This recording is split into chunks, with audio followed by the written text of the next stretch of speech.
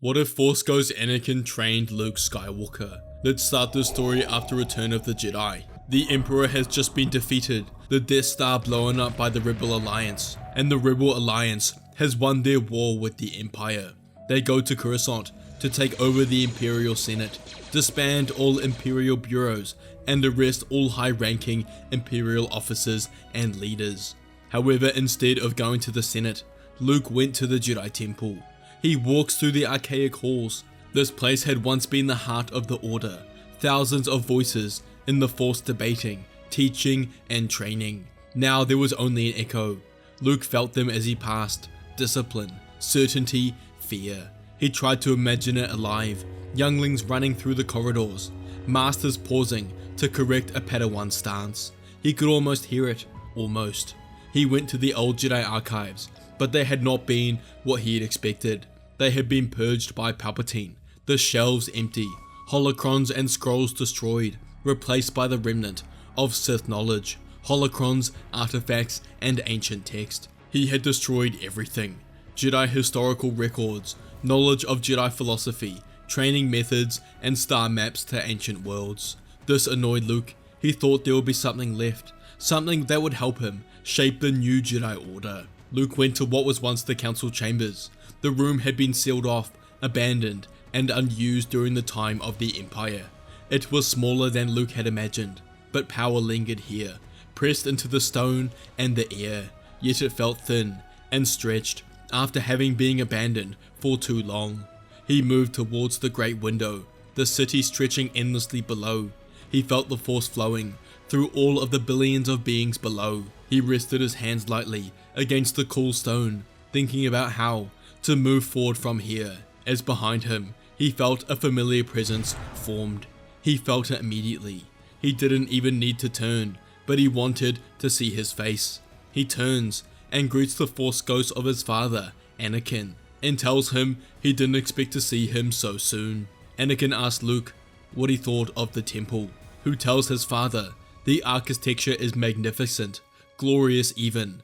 To think that 10,000 Jedi once walked these halls. But there is something dark here, remnants of an atrocity. As Luke looks at the father, remnants of what he had done at the Jedi Temple. Anakin tells Luke he's right.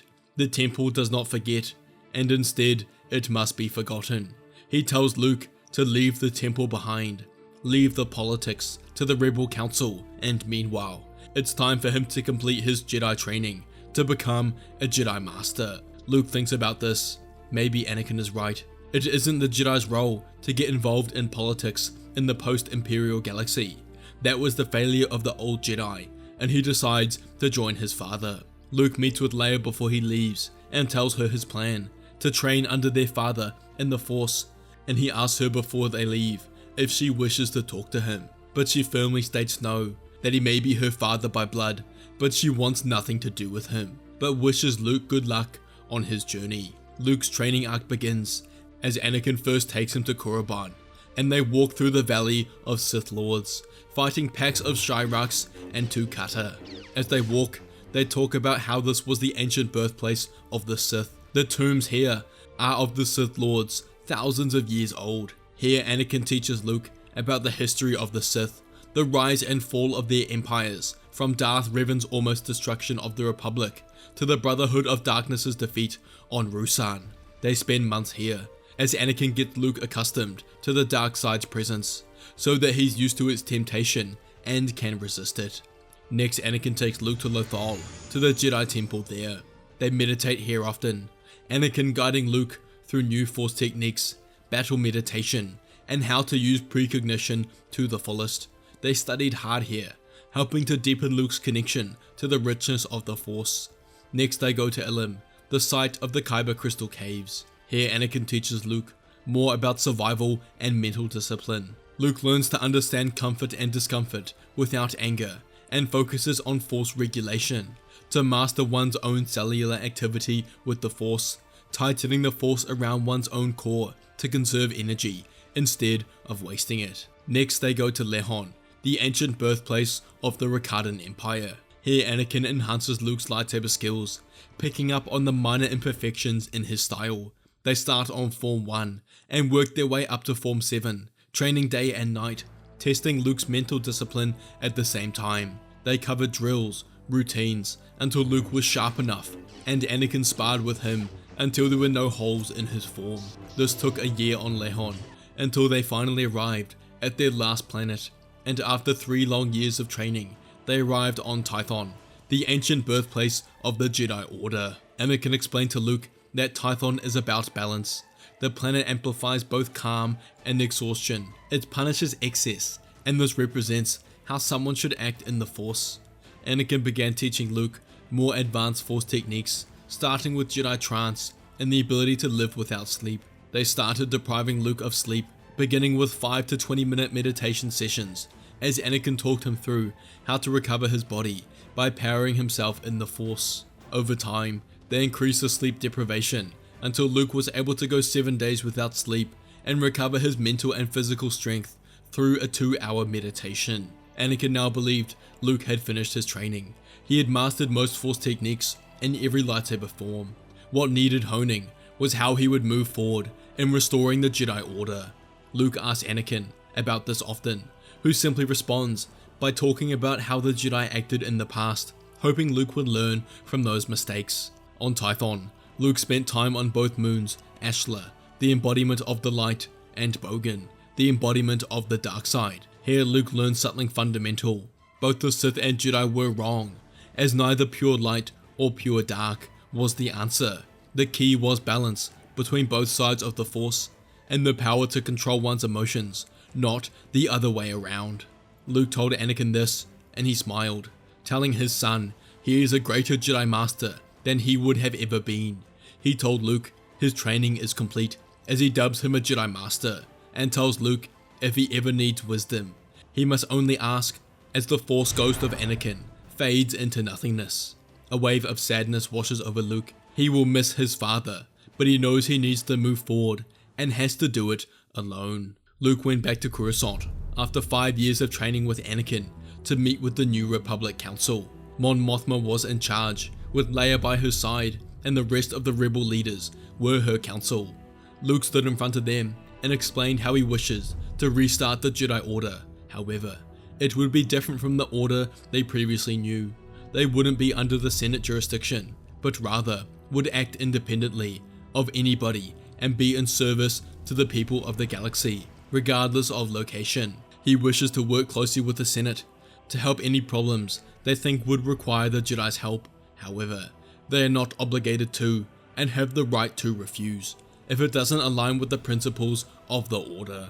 They spend more time discussing the intricacies of how the Order will operate, but ultimately Mon Mothma tells Luke they accept and are eager to begin their relationship going forward. Luke goes to Yavin 4 to set up his new Jedi Order here, at the site of the old Massassi temples that once served as the rebels' base. The temples were built by the Sith thousands of years ago, and Luke believed that a looming darkness would help his students master their emotions and be used to the temptations of the dark side, similar to what Anakin taught him on Korriban. Over the next few years, he recruited many in his order.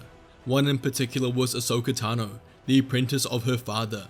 She was happy to hear that Luke had redeemed Anakin in the end, and was always faithful he would return back to the light. A few more notable members were Grogu and Kyle Katarn, and around 15 more Force sensitives from the time of the Empire. There was no age limit, attachments were allowed here, and many of the members had families of their own.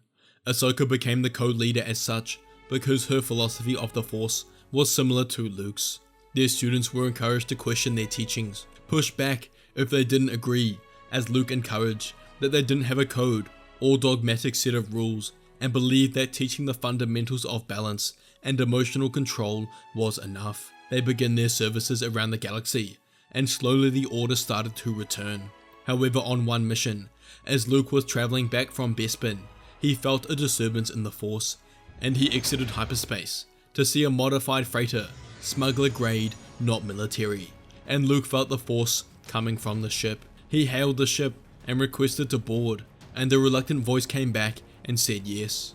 Luke arrived on the ship and is greeted by Talon Card and introduced to his second in command, Mara Jade. Luke knew who Card was instantly, one of the most influential information brokers and smuggler lords operating in the power vacuum after the fall of the Empire.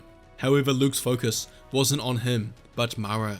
Luke tells her that he can sense her anger towards him, yet he doesn't know why.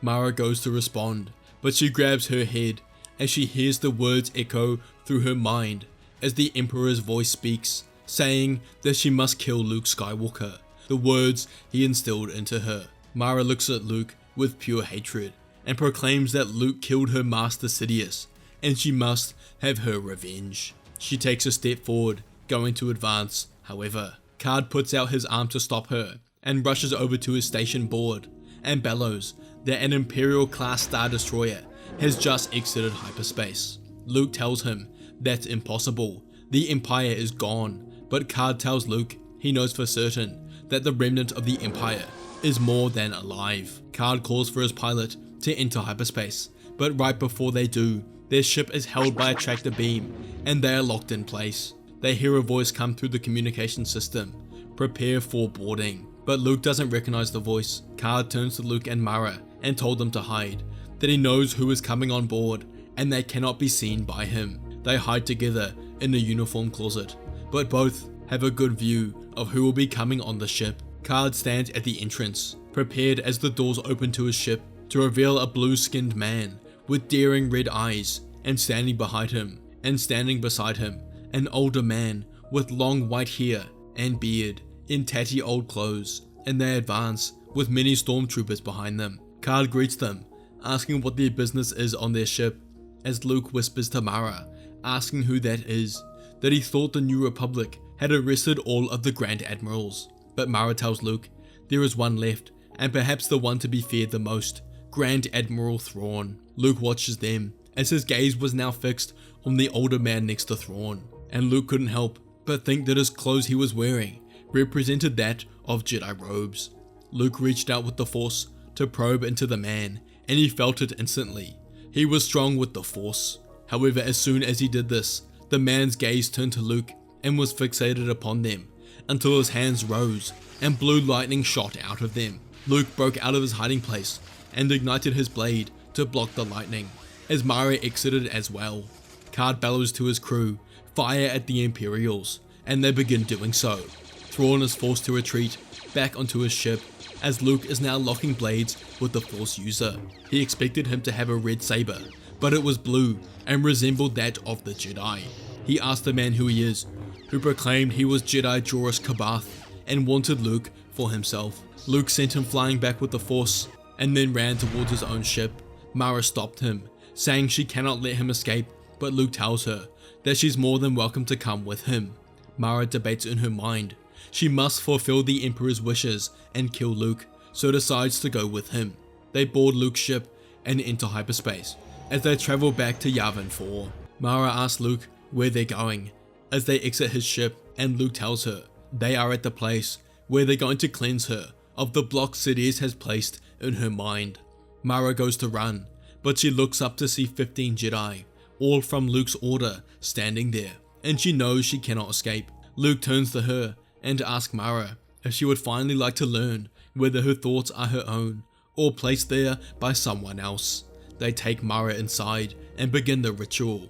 The Jedi sat around her as Luke talked them through it. He let the Force move between them naturally, and he told the Jedi to project the light side into her, not with strength, but naturally. And Luke used the Force to open the gates inside of Mara's mind, allowing the Jedi's light side energy to flow into her. She was initially overwhelmed by this, never having felt the light side.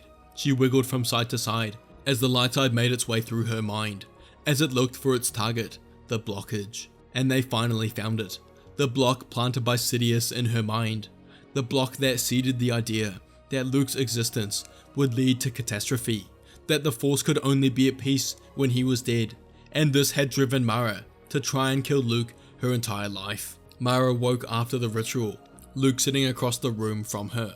She didn't know what to think, and once again, she heard the voice in her mind, "You must kill Luke Skywalker," but she spoke aloud, telling the voice, and Sidious, "No," and she rejected the command. In this moment, the psychic hold snapped, and the connection to her master was completely broken. She looks at Luke, no longer feeling the bloodlust towards him. She asks him, what should she do now? Her entire life purpose has been a lie, and she doesn't know how to move forward. But Luke puts his hand on Mara's shoulder and tells her to join him, join the Jedi, and together they can discover her purpose. Mara agrees and joins the Jedi Order. Next, Luke goes to the New Republic to meet with the Council to tell them what's happened, that the Empire is alive, with a Grand Admiral leading them and a former Jedi by his side. Mon Mothma looks around and finally back at Luke. She proclaims that they've heard whispers, rumors of the Empire's return, and they've ignored it for long enough. It's time they fight back, and she turns to Admiral Akbar, telling him he's in charge of the New Republic Navy. But she also turns to Luke and asks if the Jedi will help them in this war. Luke tells her he's not sure, but will come with an answer soon. He goes back to the Jedi Temple, the Council chambers, and reaches out with the Force. The person he's looking for appears, his father, and he asks him what he should do. He's built the Jedi to 20 members to protect the galaxy. Does that include fighting the Imperial remnant? Or would that doom his new order? Anakin told Luke that he already knows the answer. The Empire stems from evil, so they must be destroyed. However, they cannot fight them how the Jedi in the past fought in the Clone War. They couldn't be generals or soldiers, but they can be guardians. Luke relayed this to Mon Mothma, and the Jedi assisted the New Republic in the war against the Imperial remnant. The war with the Imperial remnant began when they attacked Bilbringi, one of the New Republic strongholds. This war was different to the Empire versus Rebels, as the Imperial remnant was now undermanned, and Thrawn was extremely strategic about where and when he would fight, unable to overwhelm the New Republic through brute force, but rather had to be methodical and calculative in his strategy. Both sides saw victory and losses, however. Slowly in the coming weeks, the Imperial remnant seemed to be winning. The Jedi fought bravely on the front lines, not leading the battles, but participating in them. But Luke could feel the tide was tipping to favor the Imperials, and when he was called back to Coruscant, he would find out why. The New Republic had captured one of the Imperial ships to question their crew, but what they discovered frightened them. They weren't piloted and manned by normal beings, but rather, these were clones. Luke couldn't believe it. It simply wasn't possible. The cloning facilities on Kamino were destroyed, and there was no other facility in the galaxy that could handle cloning to this capacity. However, Mara was with Luke on Coruscant and spoke up when they were in front of the Republic Council. She told them all her history, how she was once the Emperor's hand until Luke and the Jedi freed her from the hold he had over her mind, and she told them that she knew of one place that could handle cloning to that capacity, Mount Tantus, the Emperor's personal storage house, and was stockpiled with Sparty cloning cylinders capable of rapid growth. They all contemplated what Mara had told them, and Bal Iblis spoke up, telling them they must attack now before Thrawn can grow any more clones. Mon Mothma considers this, as Admiral Akbar tells them that he will personally lead the raid to the planet, or every day they delay, they will be closer to defeat. Luke looks at Leia and nods, and Luke proclaims that the entirety of the Jedi will join in this raid, and Mon Mothma agrees, and the raid on Mount Tantus will begin immediately. The New Republic gathers their forces, sending their entire fleet into hyperspace to exit around the planet Wayland, the home of Mount Tantus. There were some Imperial ships guarding the planet, which engaged the New Republic, but it would only be a matter of time until they were destroyed and could advance onto the planet. However, after the first Imperial dreadnought fell, and the New Republic thought their victory was assured, behind the planet came 40 heavy class cruisers, which was more than the New Republic had. Admiral Akbar was in shock. This wasn't possible. How could they get that many ships? But Bal Iblis calmed through and told Akbar that this was the Katana fleet and Thrawn must have found it, and now they're being manned by a clone army. The Katana fleet was a task force of 200 dreadnought, heavy class cruisers launched by the Galactic Republic during the final decades of the Republic. However, the fleet was lost during its maiden voyage when a hive virus drove its crew insane and its captain jumped into hyperspace blindly, and ever since has been lost. The New Republic had no choice but to fight, whilst Luke, Mara and Ahsoka boarded a separate ship and made their way to Mount Tantus. They broke through the defenses and made their way through the complex. Mara had been here before and led them to the Grand Chamber with the clone cylinders. However, as they broke through the Great Door, the cylinders weren't there, but rather the Jedi, Juris Kabath, and what stood beside them they could not believe, a clone of Luke Skywalker. They all stood in shock as Kabath spat out, asking them if they liked his new creation, a clone of Luke, just like himself, made from his severed hand on Cloud City. The clone Luke ignited a red blade and rushed forward, whilst Kabath shot lightning at the Jedi. Mara and Jade blocked and engaged Kabath with their blades, while Luke rushed forward to fight his clone. Their battle was intense. The clone knew all of Luke's innate moves, however, he had been training since then. Luke unleashed a mixture of all lightsaber forms, attempting to overwhelm his clone, but he had a strong defense. They locked blades as Luke called out to his clone, asking him to stand down, that it doesn't have to be this way, and both of them can live in peace. However, the clone wasn't right mentally. The cloning process had affected his brain and personality, and he rushed at Luke with a ferocious desire for murder. Luke felt sorry for the clone, spinning his blade in a wide arc, severing the clone's arm from its elbow, and he pulled him forward with the force to thrust his saber through the clone's chest, not striking him down in anger, but out of mercy. Luke looked up to see the other two fighting Kabath. Ahsoka was lifted into the air, her windpipe compressed with the force as Kabath shot lightning at Mara, but Luke jumped in front to catch it with his hands and sent it flying back against the clone Jedi. It caught Kabath and his body was sent flying back, wriggling in pain, and before he could recoup his blade and defenses, Mara was on him and slashed her lightsaber, cutting across Kabath's chest and ending the mad clone's life. They made their way out of the temple, setting explosive charges on their way to blow up the storage house and clone cylinders along with it. As they exited and got to the surface, Luke reached out with the Force to sense how the battle above was playing out, and it wasn't good.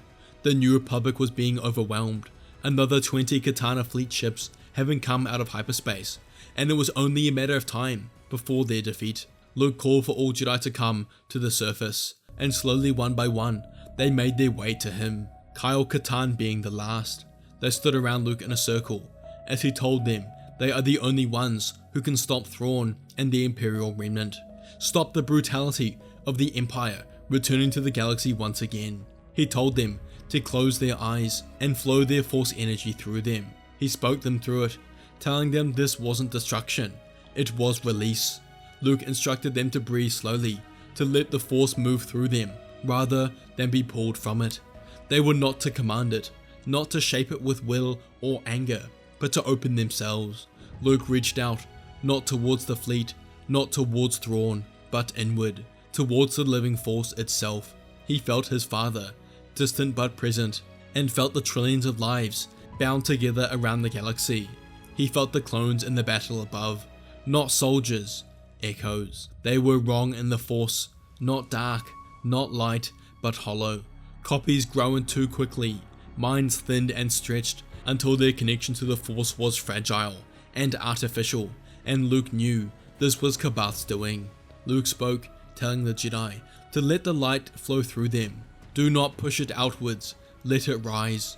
The Jedi follow as the light gathers, not as a beam or fire, but as something pure, a warmth that expanded upwards, lifting from the circle of Jedi. The ground beneath them glowed faintly, responding to the harmony of the Jedi. Above them the sky began to change. The Force light grew larger and larger until it would blind any man watching, and with a push, Luke sent it upward. The Force light spread silently into orbit, washing across space like a dawn with no sun. It went from ship to ship, looking for its targets. When it touched the clones in the Imperial fleet, there was no explosion. The clones simply stopped. Across the fleet, clone troopers collapsed where they stood, their bodies unharmed, their minds gently unbound. Pilots slumped in their seats, gunners lowered their hands, and entire vessels drifted. The Force had not killed them, it had returned what never truly belonged. Luke felt it happen at once, and the Jedi opened their eyes. Above Wayland, the Katana fleet floated silent and powerless as every clone bound to the Imperial Remnant was gone. Thrawn couldn't believe it. His victory was assured, guaranteed even, but all of a sudden, it had been taken from him. What was that beam of light? Is that what stopped his clones? And in that moment, he knew what had happened. It must have been Luke Skywalker, son of Anakin, and the Jedi were behind it. The New Republic advanced forward, capturing the ships of the Katana fleet, and would now utilize them as part of their navy. The command ship Chimera was boarded, and Thrawn was captured and brought to Coruscant to be placed in prison. Luke sends the Jedi back to Yavin 4, whilst he meets with the New Republic Council. They congratulate the Jedi on their help, that the battle would not have been won without them, and once again the Jedi have defeated the Empire and saved the galaxy. But Akbar tells Luke that they didn't just capture Thrawn on the Chimera, but two others who were Force users and went by the name Wayland Skull and Shin Hati. Luke was intrigued.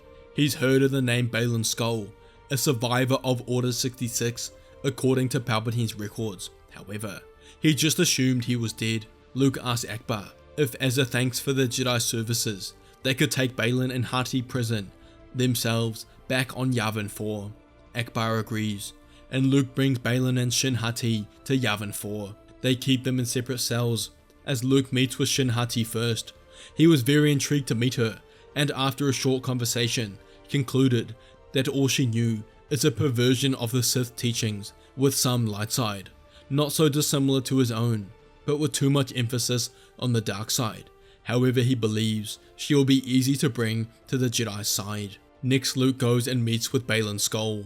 Skull tries to taunt Luke, telling him about his father, similar to what he did with Ahsoka.